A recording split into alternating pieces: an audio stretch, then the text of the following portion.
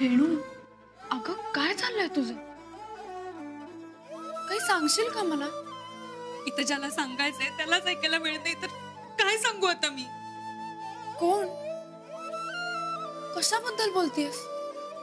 अंजू, सकाळी घरात परत तमाशा झालाय. माझं लग्न जमलं म्हणलं बापू. हो, तो प्रश्न आपण सोडवूया. पण ह्या सगळ्याचा राग तू सरांवर कशासाठी काढतेस? मग कुणावर काढू? त्याच्यासाठी चाललंय ना हे सगळं. त्याला कळायला नको व्हय? एक मिनिट.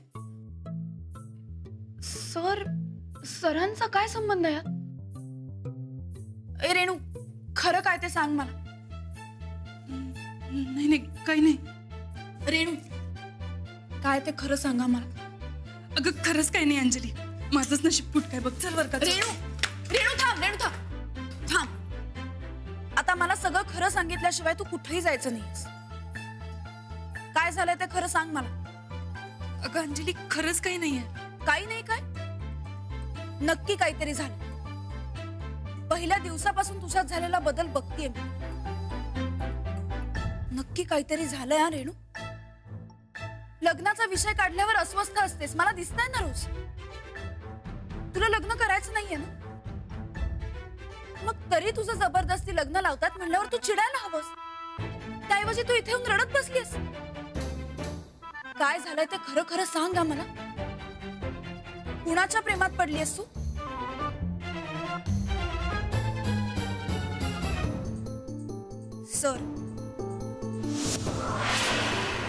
सरांचा काय संबंध आहे?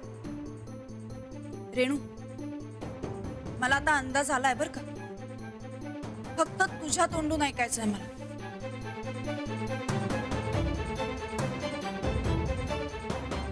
मी आणि जयंत म्हणजे आपले राजवाडे सर, आमचं लई प्रेम आहे एकमेकांवर. अगं, पण तू जर्मन शिकायला आलीयस ना? अगं आत्ताच नाही आहे सगळं. आम्ही दोघं पुण्याला B.Ed करायला एकत्र होतो तेव्हापासूनच आहे. अंजली, मी लग्न केलं तर जयंतशीच करणार, नाहीतर नाही करायचं मला लग्न.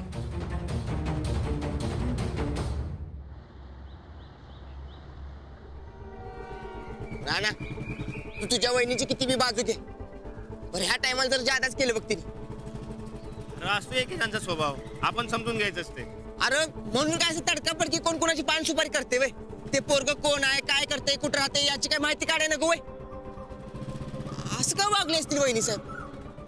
मला बी काय समजणं झालंय रे की वहिनी असं का करायला, पण काहीतरी कारण असताना म्हणून वहिनी असं करायला. दोन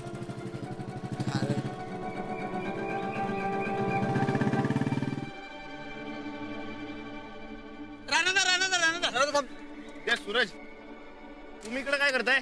अरे राणादा, मर्दा मला लई महत्वाचं बोलायचं तुझ्या संकट.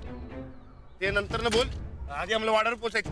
अरे तेच सांगायला लागलो की तू झाट दिशी वाड्यावर पोच, त्या पाहुण्यासनी पहिला हाकलून काढव तिथनं.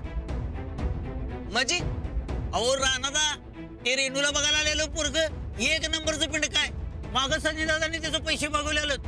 अहो अजून पैसे दिलेले नाहीत. होय की तुम्हाला सांगतो, ते पोरग एक नंबरचं भिकारड आणि गावातनं बोंबलत फिरतेलं पोरग आहे. काय सांगतोयस? होय. बघ राणा, म्हणून म्हणतो आधी काय काय भानगड आहे ते विचारायचं असतंय. अरे पण ते समजे वाड्यावर पान सुपारीला आलेत की. पान सुपारी? होय. अरे मग आम्हाच का सांगाल नाही? म्हणजे अरे पाहुणा आलं तेव्हा आम्ही वाड्यातच बाहेर पडालतो. राणादा, तिकडून सुपारी फुटली नसेल ना? व राणादा, चल लवकर सगळं थांबूया. आणि हिचं तर थोबाडच पडतो बघाच. तू मध्ये पडायचं नाही. वळू, आऊ दे गाडी वळू. आम्ही दोघांनी पुण्यात एकाच कॉलेजला B.Ed केलं, एकाच वर्गात होतो. मी कायम जयंतकडनं नोट्स मागून घ्यायचे. हा पहिल्यापासूनच अभ्यासात लई हुशार, तुझ्यासारखंच. हुशार वगैरे काही नाही. लहानपणापासून अनाथ आश्रमात वाढलो. घरचं कुणीही नाही, कोणी मित्रही नाही. मग कंटाळा घालवायचा म्हणून अभ्यास. मग नोट्स घेता घेता आमची वळख चांगलीच वाढली. आणि मग प्रेम. तेव्हा वाटलंच नव्हतं पुढे जाऊन एवढं सगळं रामायण घडणार म्हणून.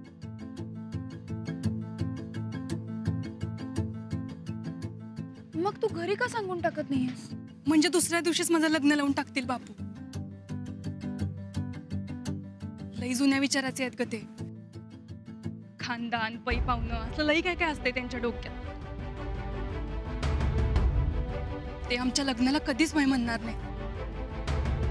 त्यात आता तुमच्या वहिनी साहेबांच्या नादाला लागून माझं लग्न बी ठरवून बसले. मग आता काय करायचं ठरवलंय तुम्ही? मला तर काहीच कळणं झालंय बघ अंजली. आज सकाळी तर बापू मला कॉलेजला पण येऊन देत नव्हते. मी कसं आलीये ते माझं मला माहिती. हेच सगळं सांगायचं होतं याला.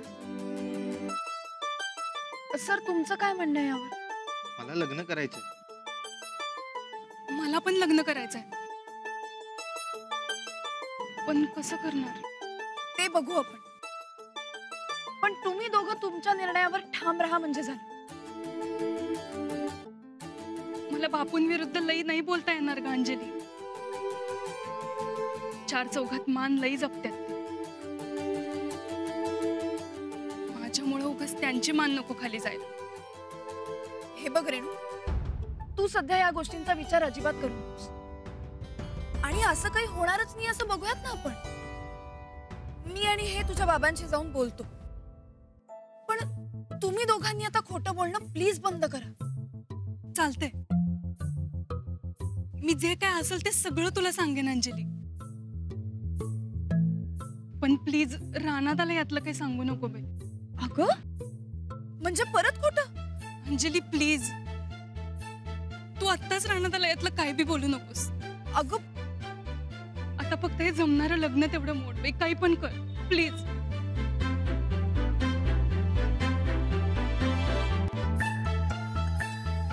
अंजू नाही सांगणार ना व?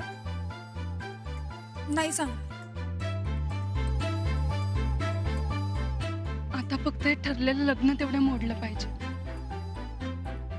तू काही काळजी करू नकोस. मी हे लग्न नाही ठरू देणार.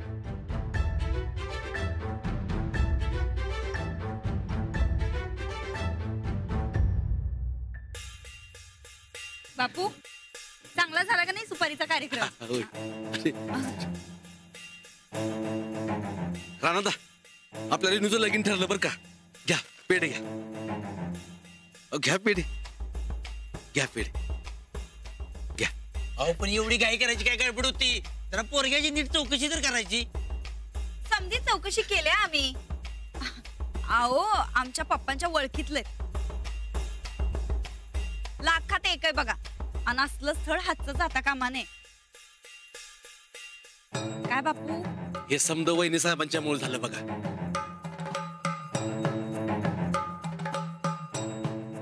वहिनी साहेब लय उपकार झालं तुमचं. बरं आम्ही येऊ का? हा या. बरं लग्नाची आता चांगली तयारी सुरू करा बर का. नाही, राणा भाऊजींच्या बहिणीचं लग्न एकदम धुमधडाक्यात झालं पाहिजे काय. येतो. चल जरा आधी.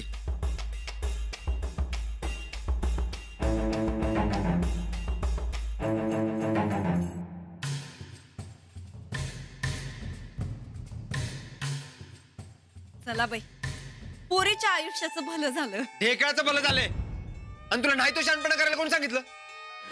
म्हणजे ते कोण कुठलं पोरग, त्याचं वागणं बिगणं काय माहितीये का नाही? अहो असं का करायला सा? आमच्या पप्पांच्या ओळखीतले ते. घ्या हिचा पप्पा. अगं तुझा पप्पा तिकडे फिरतीवर, त्यांनी काय ढेकळं बघितल्यात काय? हे बघा, आमच्या पप्पासनी काय बोललेलं आम्हाला अजिबात चालणार नाही. आणि रेणूचं लग्न कुठल्या बोंबल पिकाशी झालेलं आम्हाला चालणार नाही. मग म्हणजे अहो वहिनी, ते पोरग एक नंबरचं पिंड काय. सनीदादांनी मागं दिलेले पैसे अजून त्यानं परत दिलेले नाहीत. मला बी वाटतच होतं ते पोरग चांगलं नाही म्हणून. जाताना खिशातनं 2 सुपाऱ्या बी घेऊन गेला बघा. वहिनी, हे बरोबर नाही केलं बघा तू. एवढी गडबड कशाला केली?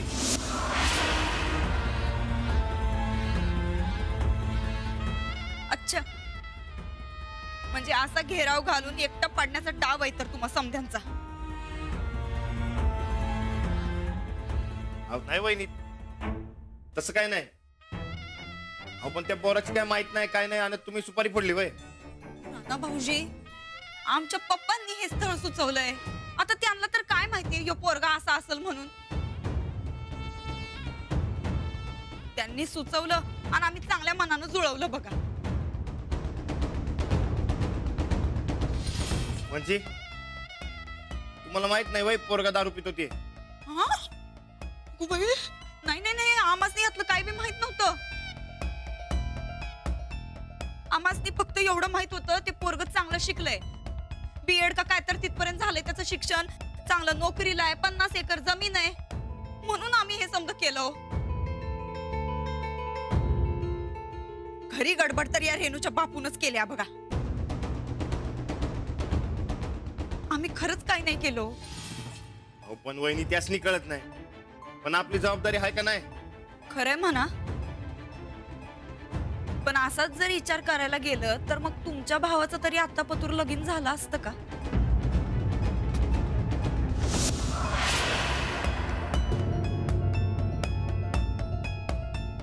आम्ही या घरात आलो असतो,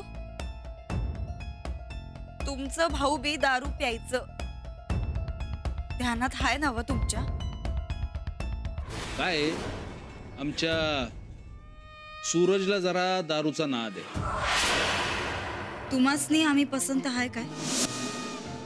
तुम्हासनी आमच्या संगट लगीन केलेलं चालणार आहे ना व? चालतंय चालतंय. तर आम्हाला हे लगीन मंजूर आहे. मला बी.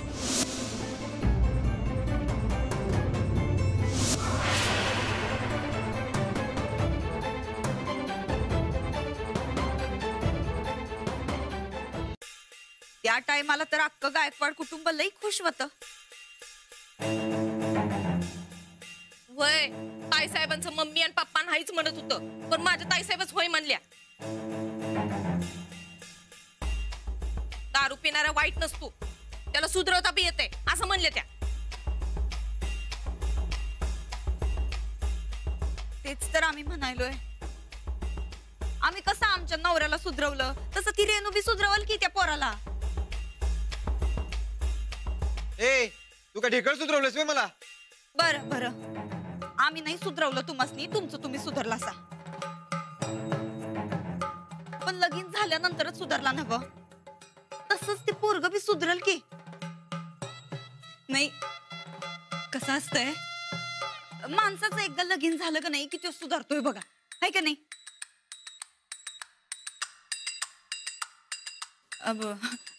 विचारा की गोदाक्कासनी, काय गोदाक्का सुधारतोय का नाही माणूस? हा,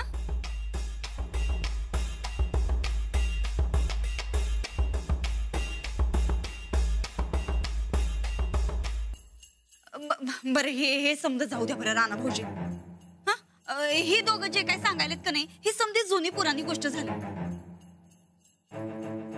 आम्ही काय म्हणतो, आपण पुन्हा चौकशी करू की त्या पोराची. हा, त्यो जर पीत असेल तर जाऊ देत, पण नसल पीत तर मग काय हरकत आहे? हा,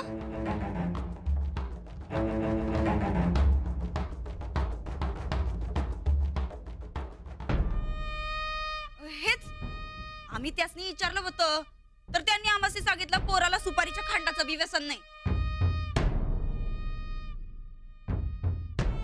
पीत असल पण आता सोडली असेल. अहो 50 एकर जमीन आणि नोकरी असलं स्थळ मला आलं असतं तर मी लगेच होय म्हणलं असतं. हे बघा राणा भाऊजी, 4 थोरा मोठ्यांसमोर लगीन ठरलंय, सुपारी बी फुटल्या. आता जर रेणूचं लगीन मोडलं का नाही तर त्यांची छितू होणार बघा. आणि मग परत रेणूचं लगीन जुळणं लई अवघड जाईल बघा.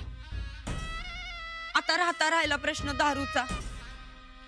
हे बघा, तो जर खरंच दारू पित असेल का नाही तर आम्ही स्वतःहून नाही म्हणू, पण जर त्यो दारू पीत नसल तर मग काय हरकत आहे? तुमचं काय म्हणणं आहे राणा भाऊजी? पीत नसेल तर काय हरकत नाही. हा, अरे रानादा सवय अशी सुटत असते वय दारूची. म्हणजे तुम्ही अजून पिताय वाटतं चोरून चोरून. नाही नाही वहिनी, संजीदा दारूला हात सुद्धा लावत नाहीत. हाव, मग झालं तर त्या पोराचं बी व्यसन सुटलं असं समजू आणि त्याच्या लग्नाच्या तयारीला लागू बघा. आणि राणा भाऊजी, आता समजा पुढाकार घेऊन तुम्हीच करा बर का. आम्ही काय करायला गेलो की समजा नावं ठेवतात बघा आमासनी. पण एवढं मात्र करा. करशीला नवं? नाही काय आहे, त्या पोरीचं भलं व्हायला पाहिजे हो. तुमच्या बहिणीचं भलं व्हायला पाहिजे का नाही?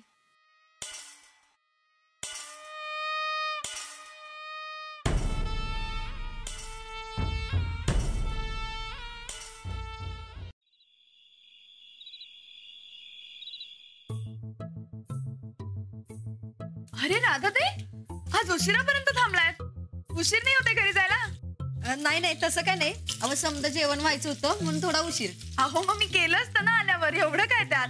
तुम्हाला जायला उशीर होईल ना. तुम्ही जा, मी करते. नाही नाही ना ग. अहो गोदाकाला उगाच लोड होतोय. कशाला उगाच? अहो त्यात खंडीवर पाहुणं आलतं घरात, त्यामुळे जरासा उशीर झालाय. पाहुणे कोण? गोदाक का? हाच का तुम्ही अशा शांत शांत बसलाय? द्या, मी करते. अंजली, वहिनी साहेबांनी साधायचा तो डाव साधला बघ. म्हणजे रेणूचं लगीन ठरवून मोकळ्या झाल्या वहिनी साहेब. आज दुपारी लगीन ठरलं आणि समध्या गावामोर लग्नाची सुपारी बी फोडली. काय? वय वहिनी साहेबांनी कसलीच सुट्टी दिली नाही बघा. गडबड करून त्या रेणूच्या बाला बी तयार केले त्यांनी. पण रेणू कुठे तयार आहे अजून? तिला तर यातलं काही माहितही नाहीये. आता माहिती होऊन बी काय उपयोग नाही बघा. ठरलं एकदाचं लग्न, आता तर तिला करायलाच लागणार आहे. असं कसं करावं लागेल? रेणूची काही पसंती विचारायला हवी का नको? रेणूची पसंती विचारायची असती तर अशी तडकाफडकी लग्नाची सुपारी फोडली असती वय. अहो पण ती नसताना सुपारी फोडलीच कशी? अव करायचं म्हणल्यावर कसं बी करता येते. वहिनी साहेबच म्हणल्या पोरगीची काय गरज नाही. आता मात्र अति होतंय ना जाऊबाईंचं. अव एवढंच नाही वहिनी साहेब, ते पोरग एकदम पिंडकाय म्हण. सूरजदा सांगत आलत घरात. अव त्यांच्याकडनं पैसे बी घेतल्यात, ते बी परत केलेले नाहीत. पार बाद आहे बघा ते पोरग. आणि रेणू किती चांगली आहे, नशीबच फुटलं बिचारीचं. अजिबात नाही, मी असं काही होऊ देणार नाही. मी आता त्यांच्याशी बोलते. अंजली, रानाला समज ठावा आहे. यांना माहितीये, पण हे तर मला म्हणाले होते की रेणूच्या पसंतीशिवाय काही होऊ देणार नाही. अहो वहिनी साहेबांच्या पुढे काय बोलतात काय राणादा? पण मुलगा दारू पितो हे कळूनही गप्प कसे बसले? अव तसं नाही, सुपारीचा कार्यक्रम झाला आणि मग राणादा आले. आणि मग वहिनी साहेबांनी राणादासनी सांगितलं तर तयार झाले बघा राणादा. आणि आता रेणूच्या लग्नाची जिम्मेदारी बी रानावरच टाकली वहिनी साहेबांनी. आणि यांनी ती घेतली. हे यांनी अजिबात बरोबर केलं नाही. मी आता खोलीत होते तेव्हाही चकार शब्दांनी काही बोलले नाही. मी आले यांना विचार. आता तुम्ही दोघं उगं वाद घालत बसू नका. नाही वाद नाही, पण जे बरोबर आहे ते बरोबर आहे आणि जे चूक आहे ते चूकच आहे.